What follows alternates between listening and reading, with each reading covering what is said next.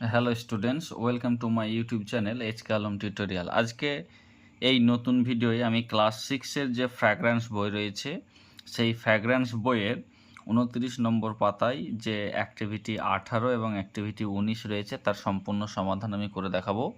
তো তার আগে তোমরা যারা আমার চ্যানেলে নতুন তারা অবশ্যই আমার এই চ্যানেলটিকে সাবস্ক্রাইব করবে এবং সাবস্ক্রাইবের পাশে যে বেল আইকন আছে সেটিকে ক্লিক করবে। তোমাদের বলে রাখি, আমার এই চ্যানেলের যে প্লে লিস্ট রয়েছে সেই প্লে লিস্টে নির্দিষ্ট ক্লাসের, অর্থাৎ তোমরা যে ক্লাসে পড়ো সেই ক্লাসের ভিডিও রয়েছে, তোমরা সেখান থেকে সেই ভিডিওগুলো দেখে নিতে পারো। তো চলো দেরি না করে আমরা অ্যাক্টিভিটি 18তে কি বলছে সেটা পড়ি। বলছে write T for true and F for false statements in the given boxes. এখানে একটা বাক্য দেওয়া আছে, পাশে বক্স আছে। যদি ঠিক হয় তাহলে টি লিখতে হবে, যদি ভুল হয় তাহলে এফ লিখতে হবে।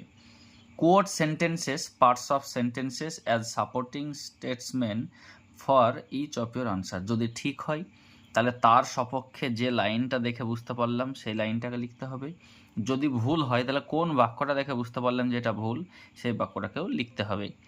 তো চলো আমরা শুরু করি। বলছে Robert Bruce was a soldier. Robert Bruce ছিলেন একজন সৈন্য, তাহলে এটা অবশ্যই ফলস হবে। কেন? তো আমরা সাপোর্টিং সেন্টেন্সটা দেখি। সাপোর্টিং সেন্টেন্সটা কি বলছে দেখো, এখানে সাপোর্টিং সেন্টেন্স আছে once upon a time there was a king named Robert Bruce. তাহলে এই লাইনটাকে তোমাদেরকে লিখতে হবে। তাহলে এখানে আমরা 1 বলে উত্তর লিখে দিলাম, তোমরা এই লাইনটাকে ওখানে লিখে নেবে। বুঝতে পেরেছো? তাহলে ওয়ান্স আপন এ টাইম, কোনো এক সময় একজন রাজা ছিলেন যার নাম ছিল রবার্ট ব্রুস। তাহলে ওখানে ওটা ফলস হলো। ওখানে বলেছে রবার্ট ব্রুস একজন সৈনিক ছিলেন, আর এখানে বলছে রবার্ট ব্রুস একজন রাজা ছিলেন, তাহলে ওটা ভুল হলো। বুঝতে পেরেছো? নেক্সট বলছে দেখো, he rode his stallion to the battle field. সে পুরুষ ঘোড়ার পিঠে চড়ে যুদ্ধক্ষেত্রে গেছিল। এটা দেখো ট্রু হবে। কোন বাক্যটা দেখে এটা বুঝতে পারলাম? দেখো এখানে লেখা আছে, এখানে আছে দেখো, hearing this he grabbed the sword and road his stallion to the battle field. তাহলে এই বাক্যটুকু তোমাকে লিখতে হবে। হিয়ারিং দিস মানে এটা শুনে, হি গ্র্যাবড দ্য সোর্ড সে তরবারিটাকে শক্ত করে ধরলো, অ্যান্ড রোড হিজ স্ট্যালিয়ন তার পুরুষ ঘোড়ার পিঠে সে চাপলো, টু দ্য ব্যাটেল ফিল্ড এবং যুদ্ধক্ষেত্রের দিকে বেরিয়ে গেল। তাহলে এখানে আমরা 2 লিখছি, তার মানে 2 নম্বর যে বাক্যটা রয়েছে তার সাপোর্টিং সেন্টেন্স এটা হবে। তাহলে এই লাইনটা দেখে আমরা বুঝতে পারলাম ওটা ঠিক হয়েছে। ঠিক আছে, চলো 3 নম্বরে কি আছে আমরা দেখে নিই। 3 নম্বরে কি বলছে দেখো, the enemy soldiers were dreadful. যারা শত্রুপক্ষের সৈনিক ছিল তারা খুবই ভয়ঙ্কর ছিল। এটাও ট্রু হবে। আমরা কোন লাইনটা দেখে বুঝতে পারছি দেখো, দেখো এখানে রয়েছে, during the battle his army was badly injured by the dreadful enemy soldiers and started leaving the battlefield. কি বলছে? যুদ্ধক্ষেত্রে তার যারা সৈন্য ছিল, মানে রাজা রবার্ট ব্রুসের, তারা কিন্তু গভীরভাবে আহত হয়েছিল। কেন? তার শত্রুপক্ষের যারা সৈনিক ছিল তারা খুবই ভয়ঙ্কর ছিল। তাহলে এই লাইনটুকু তোমাদের লিখলেই হবে, এই during the battle his army was badly injured by the dreadful enemy soldier, এটুকু লিখবে বা বাক্যটাকে কমপ্লিট করলেও হবে। And started leaving the battlefield বাক্যটাকে কমপ্লিট করে লিখবে। তাহলে আমি এখানে 3 নম্বর লিখে দিলাম। এটা 3 নম্বর বাক্যের উত্তর, সাপোর্টিং সেন্টেন্স। নেক্সট দেখো 4 নম্বরে কি বলছে। 4 নম্বরে বলছে দেখো, Robert Bruce took shelter in a forest. Robert Bruce একটি জঙ্গলে আশ্রয় নিয়েছিলেন। এটা ফলস হবে। কোন বাক্য দেখে বুঝতে পারলাম দেখো, এখানে রয়েছে in utter despair he took shelter in a nearby cave. কাছের একটা গুহাতে তিনি আশ্রয় নিয়েছিলেন।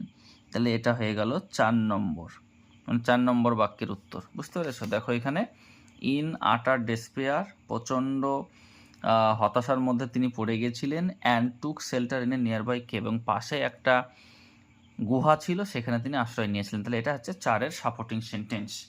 নেক্সট 5-এ কি আছে দেখি আমরা। 5-এ বলছে the spider was desperate to make it's web. সেই মাকড়সাটি প্রচণ্ড রকমভাবে বিচলিত হয়ে গেছিল তার জালটাকে বোনার জন্য। এটা কিন্তু ট্রু হবে। দেখো কোন বাক্য দেখে আমরা বুঝতে পারছি। এখানে রয়েছে,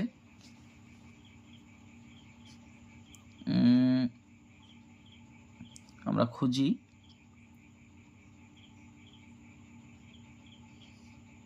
এই দেখো এইখানে রয়েছে, দ্য কিং ওয়াজ অ্যাস্টোনিশ, রাজা এটা দেখে বিস্মিত হয়ে গেলেন, to see how desperate the spider was, সেই মাকড়সাটে কতটা চিন্তিত হয়ে পড়েছিল, বিচলিত হয়ে পড়েছিল, টু মিটস ইটস টার্গেট, তার টার্গেট মানে তার ওই জালটাকে বোনার জন্য। তাহলে এইটাকে আমাদেরকে লিখতে হবে 5 প্রশ্ন।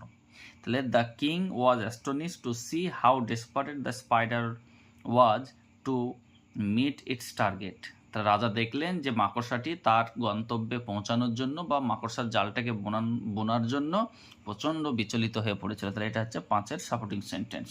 6 কি বলছে দেখো, 6 বলছে he awarded the soldiers in the royal court, তিনি তার সৈনিকদেরকে সে রাজপ্রাসাদে পুরস্কৃত করেছিলেন। এটা ট্রু হবে। দেখো কোথা থেকে আমরা বুঝতে পারলাম, দেখো এখানে লেখা আছে he came back to the royal court and awarded his soldier in a public ceremony for their bravery, তিনি রাজসভায় ফিরে এলেন এবং তার যারা সৈনিক ছিলেন তাদেরকে পাবলিক সেরেমনির দ্বারা কি করলেন, তাদের সাহসিকতার জন্য পুরস্কৃত করলেন। তাহলে এটা হচ্ছে 6 নম্বর প্রশ্নের সাপোর্টিং সেন্টেন্স। আমি আবার বলে দিচ্ছি, he came back to the royal court and awarded his soldiers in a public ceremony for their bravery, তাহলে তিনি রাজসভায় ফিরে এসে তার সৈনিকদেরকে একটি অনুষ্ঠানের মাধ্যমে তাদের সাহসিকতার জন্য পুরস্কৃত করেছিলেন।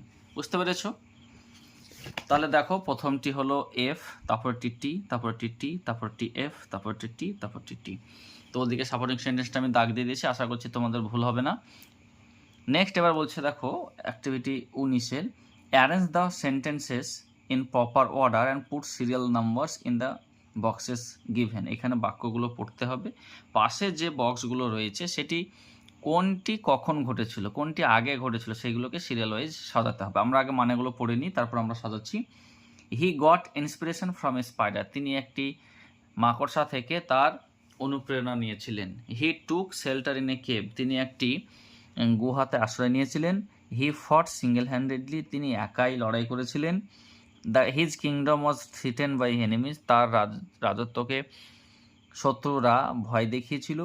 হি হ্যাজ বিকাম এ লেজেন্ড, তিনি একজন বীর হিসেবে পরিচিত হয়েছেন।